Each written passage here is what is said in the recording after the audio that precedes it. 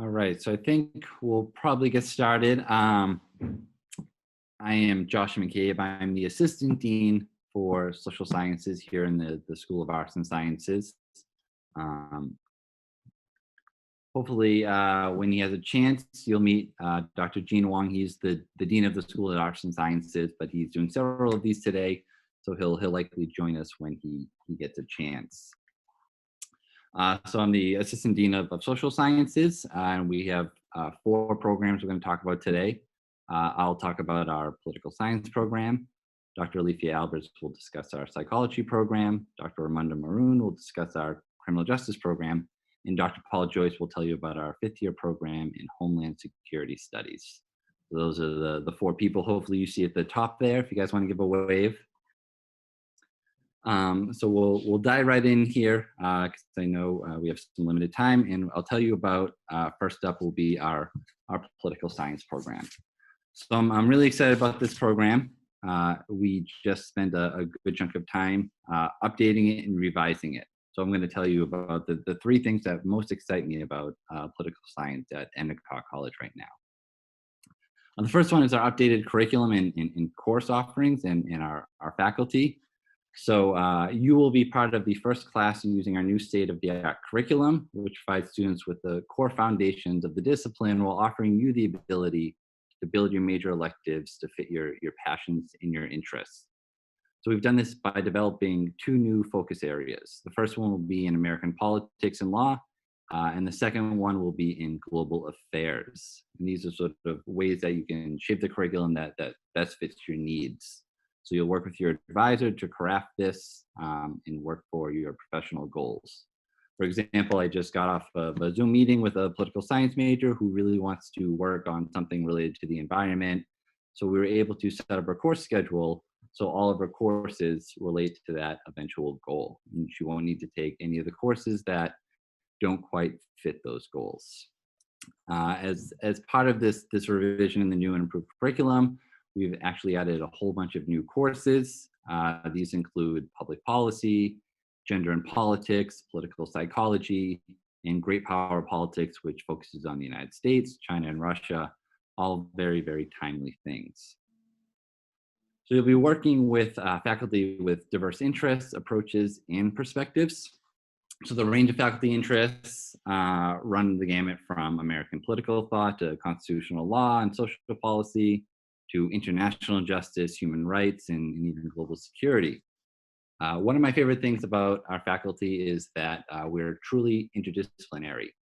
So this is a political science program and everyone studies political science, but we all have our degrees from not only political science, but also law, history. You might have seen I'm a sociologist by training, and even interdisciplinary studies. So our diverse training brings new insights to current events and political issues in ways that you may not get elsewhere. We also have a diverse set of professional experiences. Means your courses are going to be taught by people who have been in the room when judges are deciding human rights cases, when diplomats are negotiating deals, or senators are crafting policies. So you may have heard in other sessions that we put a lot of emphasis on experiential learning. This is something our faculty does as well. So it's not something we just teach. We're actively out there in the field, engaged in politics as well. We also have adjunct faculty, include members of the state legislature, congressional staffers, and practicing lawyers. So you're going to get that great mix of an academic approach as well as a professional approach.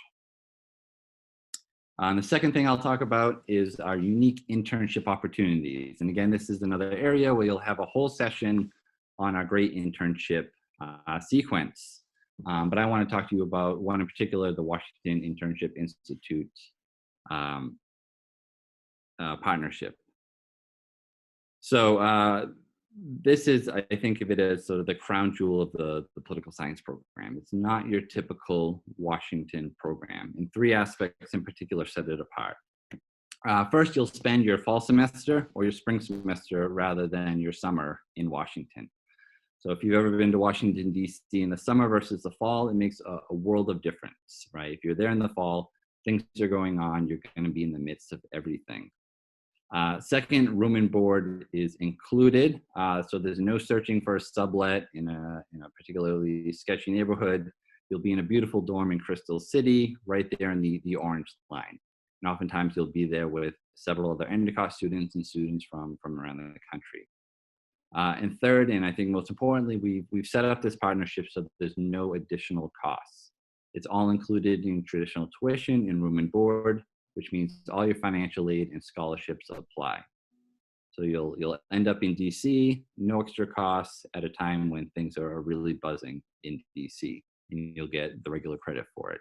So this is our third year running it, and it's growing exceedingly popular. I think one student went the first year, and this past year, almost half of our senior class in political science was there this fall. That tells you what a great program it is. And lastly, students are able to channel their passions and get actively engaged through student organizations. So the first big one is Model United Nations. They compete every year at Harvard alongside over 3,000 students from 61 countries. The team works as delegates in various UN committees, debating and negotiating resolutions on the world's most pressing problems. There's really nothing like it. Students rave about it when they come back every single year. Secondly, our Political Action Committee, or we like to call it PAC, provides you with a forum to really nerd out and debate the issues of the day among friends and classmates. So you're getting all this in the classroom, but it really extends beyond the classroom. This is happening in the dorms, after classes. It's a great experience.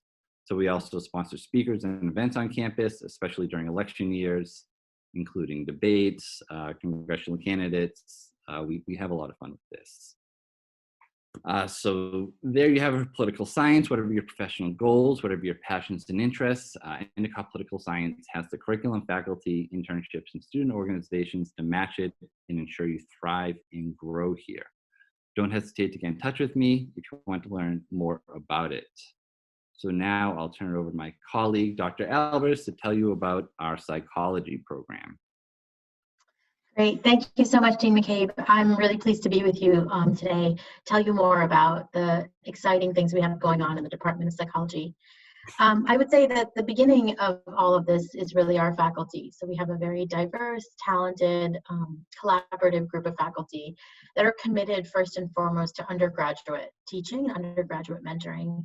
Our faculty are active scholars. As Dean McCabe mentioned, for political science, we have the same thing going on in psychology. Researchers that with expertise that span the immense breadth of the field of psychology, right? So everything from people studying development to my area of expertise, which is neuroscience. And we collaborate with researchers kind of all over the place, from hospitals like MGH and Spalding in Boston, to other universities like Tufts, as well as to a great range of organizations all over the North Shore. And I really think this connectedness with the external academic world allows us to teach at kind of the leading edge of our fields, allows us to get beyond the textbook and to offer our students kind of unparalleled access to a broader set of internship opportunities as well as research opportunities. Students in our department receive a solid foundation in both the research and the clinical skills, clinical aspects of psychology. And they do this in the setting of small classes that are the hallmark of an Endicott education. The theories and cases that we discuss in class are complemented by a host of kind of out of classroom experiences, which I think are valuable and very kind of emblematic of the Endicott experience overall. I would say this includes first and foremost the kind of Endicott trio of internships, which I'm sure you've been hearing about already. In the Department of Psychology, these take place in hospitals, research labs, school settings, nonprofits, as well as in corporate settings, human resources, etc. So our students are doing internships, applying psychology, learning about how psychology works in practice out in the real world. These are, required parts of the graduate of our education here at Endicott. But in addition to that, our students are doing a lot of voluntary co-curricular opportunities that are really important for their education.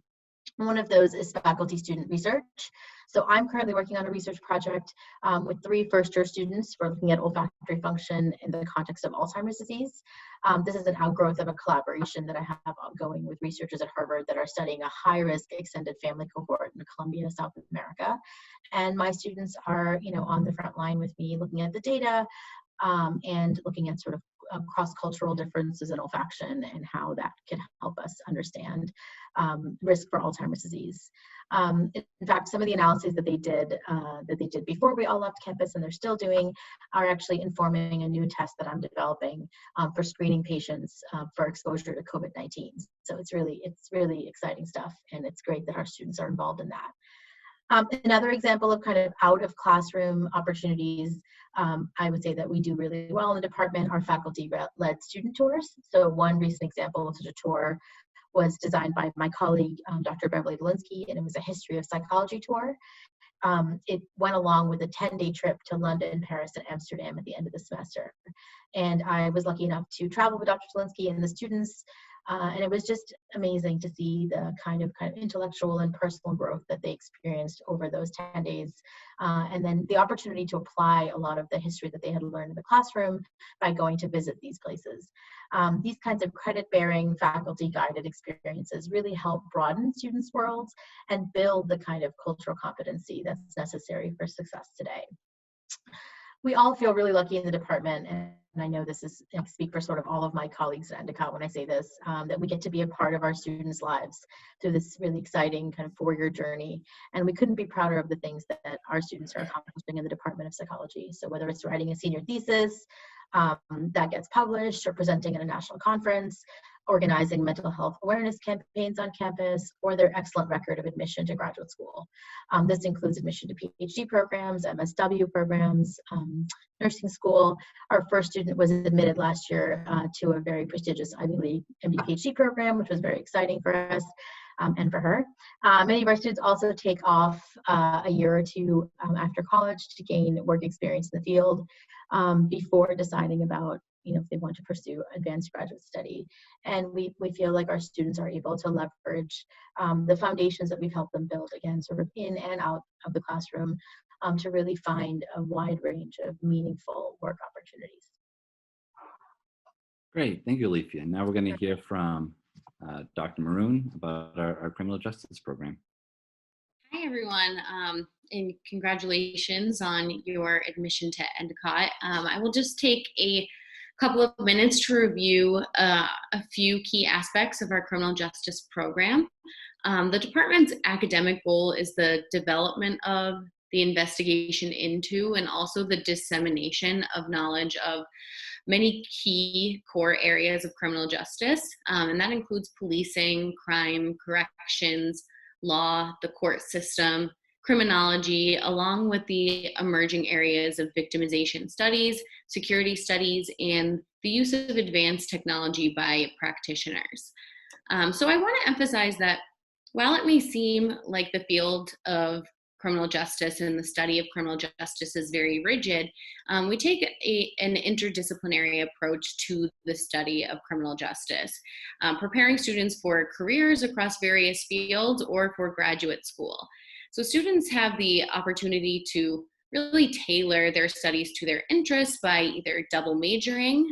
Many students double major in psychology or political science, or more recently in various computer science related majors or business related majors, such as accounting, for those who are interested in different types of federal employment.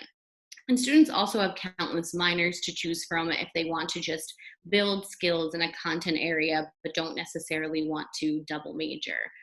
And another great opportunity that all of our students have is the opportunity to really expand their horizons by studying abroad, whether that is through a semester abroad or, like Professor Albers was mentioning, through the short-term study tours, which are great ways to apply their coursework in a real-world setting, but also experience a diverse environment and develop those types of skills that they would need to work in any CJ field.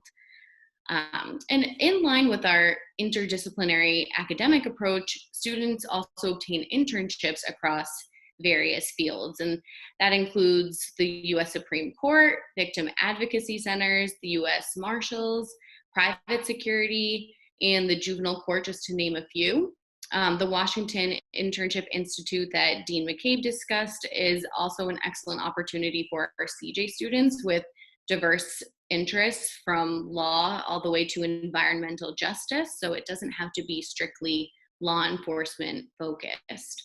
And then finally, in addition to the many extracurricular groups offered on campus, students from any major with an interest in criminal justice can join the Law and Justice Club, which facilitates a lot of different group activities, including service activities across the campus.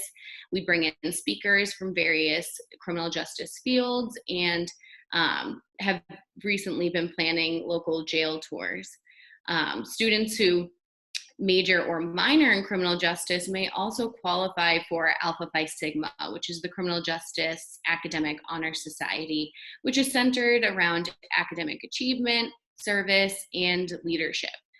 So membership has various benefits, including the opportunity to attend the national conference and network with practitioners and researchers. You also get a 2-level pay grade increase for superior academic achievement for federal jobs, opportunity for smaller scholarships, and the privilege of wearing academic honor regalia at graduation and academic ceremonies. So I'm happy to answer any other questions you may have in the Q&A, but I will pass this on to my colleague, Dr. Joyce, to discuss the master's program. Good afternoon, everyone.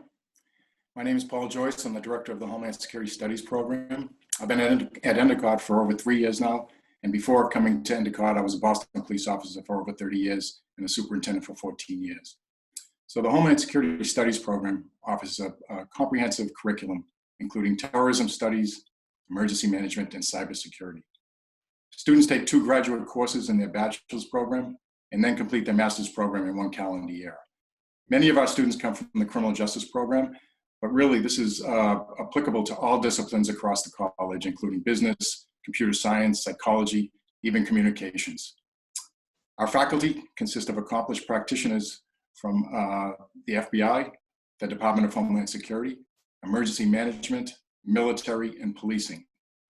And finally, our graduates are employed with the FBI, Department of Homeland Security, the Federal Emergency Management Agency, and even in the private sector, which is a really growing area of Homeland Security studies at Biogen and Raytheon.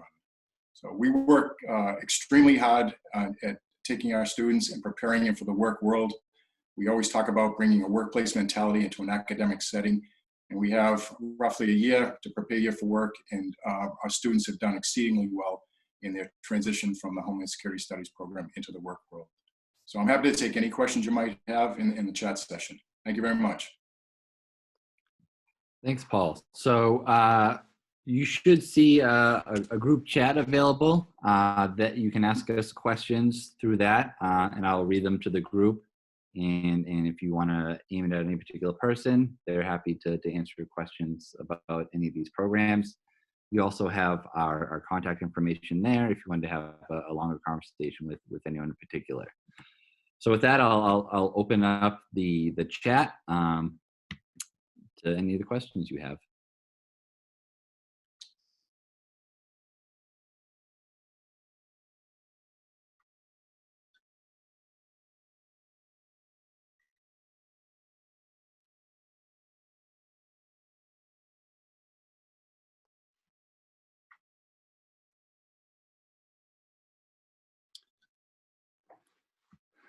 So we have, oh, and it looks like Dean Wong has just popped into the room.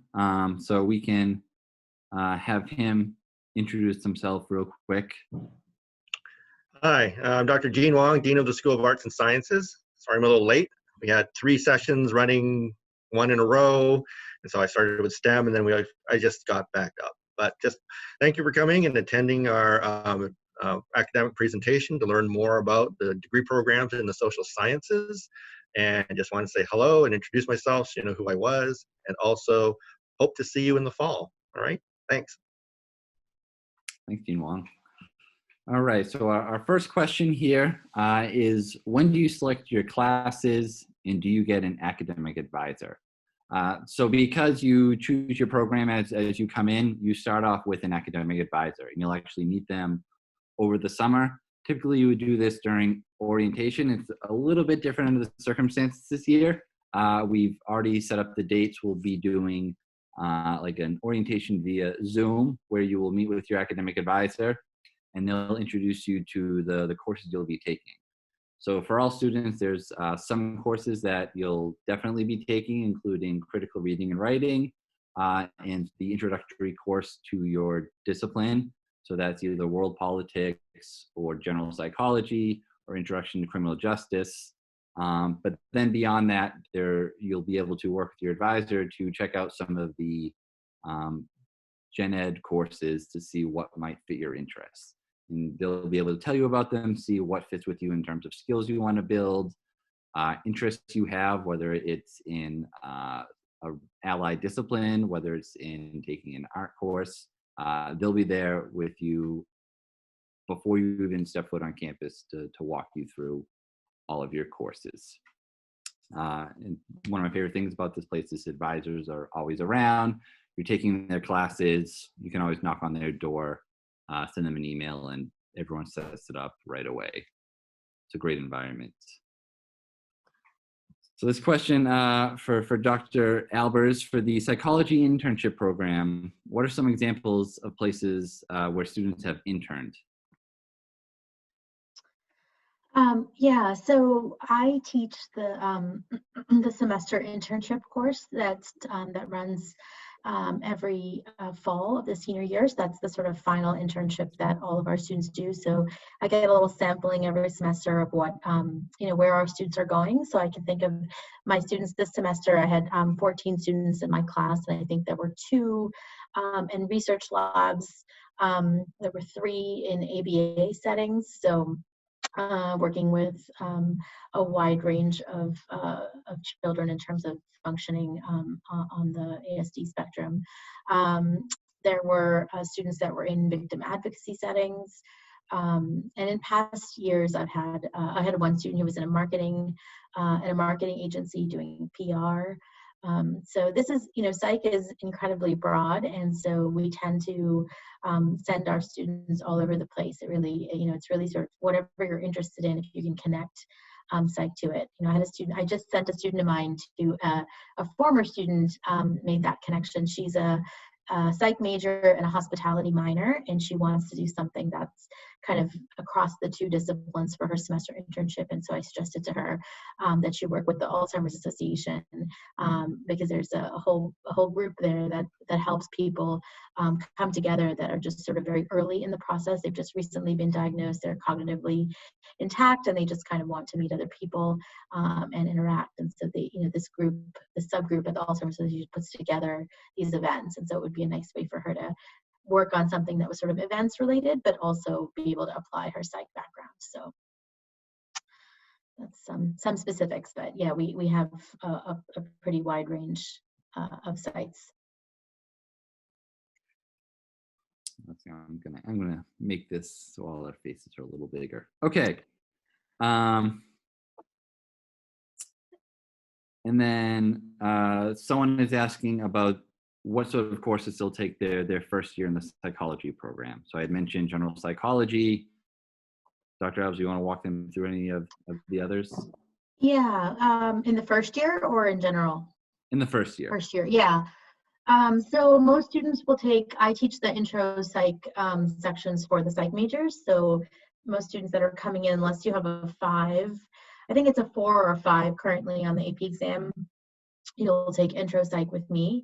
And most students actually that have 4s and 5s still end up taking that class, because it's a great way to join your cohort of students. So yeah, they'll take that. And then on the gen ed side, oftentimes students will take 2 or 3 gen eds. it's a good time to take a lot of those required, general education classes. It helps you figure out if you want to minor in something, et cetera, and then your English classes. So we've had students come in and jump right into more advanced psych courses, especially if they're bringing in credits. But most of our psych students will take 1 or 2 psych classes their first semester, and then 1 or 2 their second semester of their freshman year. Thanks. And we have, if I want to change my major, how would I go about contacting admissions? So I don't know if Allison's listening in. I am, yes, absolutely, Ashley. You can contact the Office of Admission at admission@endicott.edu. We'd be happy to take your request and follow through with that. Great, thank you. Next question, what are some examples of internships for sociology majors? And I wish we had a sociology major. I'm a sociologist by training, but we currently have political science, psychology, and criminal justice right now. So a lot of those I'll mention were really interdisciplinary. So if you're interested in sociology, drop me an email and I can talk to you about which of our other programs might be a good fit based on your interests. Another question, if you want to do a double major, can you declare that anytime during the school year? Yes, so you can have a chat anytime with your advisor about potentially double majoring. It can become logistically complicated, so ideally you would do that earlier rather than later. But if that was the case, then you might have a conversation with your advisor, as well as myself and Dean Wong, and we would sort of walk through how we might make that happen. So for example, you would only take 1 set of senior thesis courses. You wouldn't have to do 2 separate theses, but we'd have to work that out ahead of time. But I think we have at least a dozen double majors at the moment, so it's not too uncommon anymore. But you would just talk to your advisor about doing that. And so I asked, do you have any transportation services to help students get to their internships? In terms of transportation services, we have a shuttle that will bring folks to the Beverly MBTA station, which will bring you right into Boston. So this is a great opportunity. You'll hop in a van with everyone else in the morning, take the train in, and then you can just take the T anywhere else from there. In addition to that, by the time you take this during your senior year, you'll be allowed to have a car on campus. So most students, if they're not working in Boston, will end up driving somewhere local to do their internship. And a follow-up to that, how do we secure internships, especially in the criminal justice field? So I don't know if Dr. Maroon, you want to talk about internships for CJ. Yeah, sure. So you aren't left to fend for yourself. You are assigned an internship coordinator when you come in as a freshman. You'll complete 2 short-term internships and 1 semester-long internship. So the 2 short-term internships you will complete either during the winter break or during the summer. We're seeing more students do them in the summer. You do have a little bit more flexibility and time as opposed to trying to squeeze it into the shorter winter break, but that is an option. So for the shorter internships, we tend to see students look for placement in their hometown since they're doing it over the summer or the winter, though it is an option to do it anywhere, or if you are doing it local to Beverly, you can stay on campus in the summer. Some students do that. But we usually recommend you seeking out your local agencies first as your first internship, just to kind of get acclimated and see if you like what it is that you think it is that you want to do. Usually students come in with an idea of what they want to do in the criminal justice field, whether that be law enforcement or corrections. So we usually suggest that they seek out that type of an institution first or agency first, and we can help you with that and make contact through sites that have already been used often.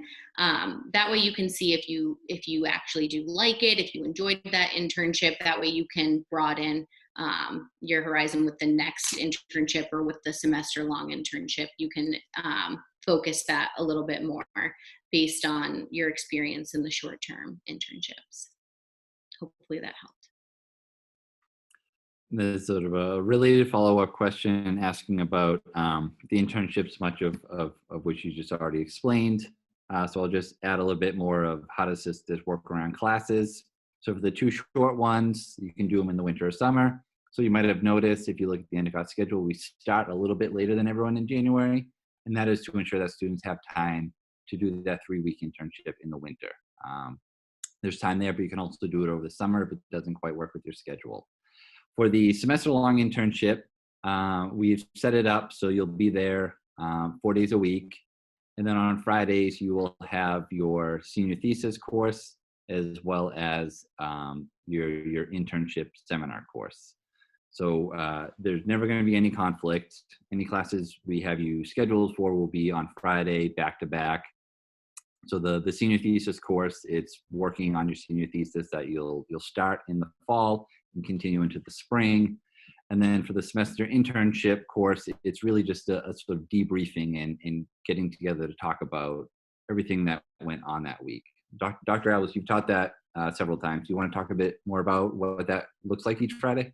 Sure. Yeah, it's a great course. I mean, especially, so I know I get the students their first semester, and it's really great to see them at the end in this kind of a context. It's very much sort of a fieldwork seminar type of course. And in my class, at least, students do quite a lot of reflective writing, thinking about, how they'll sort of leverage this internship to apply for jobs. We work on thinking about, we have people come in to talk to the students from the Career Center about graduate school applications and things like that. So it's about sort of processing and helping them manage the internship that they're in at the time, which is, it's pretty much like a full-time job. They're there 35 hours a week. And so, it's sort of, and it's new for many of them, working in that sort of an environment. So, and a lot of, at least in psychology, we have some challenging some challenging sites. So students have, some processing that they really like to do with each other, and they're wonderfully supportive to each other because they're all sort of going through the same thing, and with me. So I would say as a class, yeah, it's an hour and a half once a week, and it's completely discussion based. And so they're writing and processing together and doing assignments that have to do with kind of planning for that postgraduate next step. Thank you. We have a couple questions about transferring courses or credits, whether dual enrollment or from previous schools. So the process for that is relatively straightforward. You would talk to Dean Wong, and he would ask you for the transcripts for the grades, as well as the names of courses and the course descriptions. And it's not to make you do any extra paperwork. It's just to make sure that we match the particular course you took elsewhere to one of the courses that we have at Endicott. So the example for me that comes to mind, comparative politics is a relatively common course at a lot of schools. Our name is slightly different. We call it comparative political models. So just double checking to make sure if we get a course with a funky name that we credit to the right course at Endicott. Dean Wong, did you want to add anything to that? Yeah, so the best thing to do is send your transcripts in, whether you're dual enrolled from a high school or community college. We want official transcripts from an accredited institution. So once that gets sent to admissions will forward it to the registrar's office, who will also forward it to me if you're in the School of Arts and Sciences, and we review their transcripts and assign them to a course equivalent at Endicott. You should then get back what those equivalents are, and we generally also create an advising sheet so you see how it fits in your degree program. Great, thanks. Student's question, depending on our major, would we be able to become an intern at, for example, our former high school? So that's something you can do. And we've had several students do that. But I would also encourage you to talk to your advisor, talk to your faculty, and talk to your internship coordinator, and try to branch out beyond the very familiar sites that you're used to. So you'll have someone who is there to work with you on your resume, on networking, on all sorts of other great professional development aspects of academically and in the field. So you could do it at your high school, but you sort of already know everyone there. You probably want to make new connections elsewhere. So I would recommend students do that, but you can totally do it at your high school as well. All right, any other questions? Am I missing anything?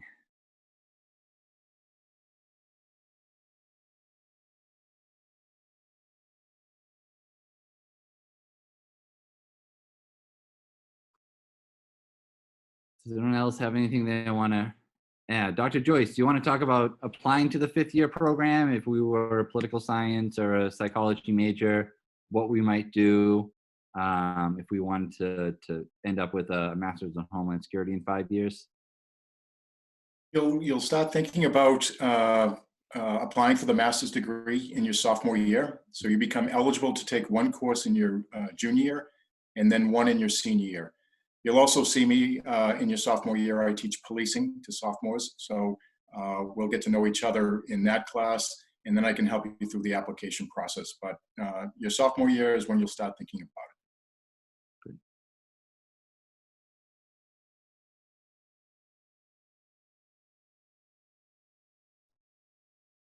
Good. All right, so if we have no other questions, we can end it there. Let me throw up our contact information. Oh. Just kidding, it's gonna go haywire on me at the last second. So you can find our names and contact information on the website. If you want to get in touch with me, jmccabe@endicott.edu, I can put you in touch with anyone here. So I want to thank you guys all for coming out, and I want to thank our faculty and staff for helping set this up. And we hope to see all of you virtually again in the summer for advising sessions, and then get to meet you in real life in person in the fall. So thank you guys. Thank you.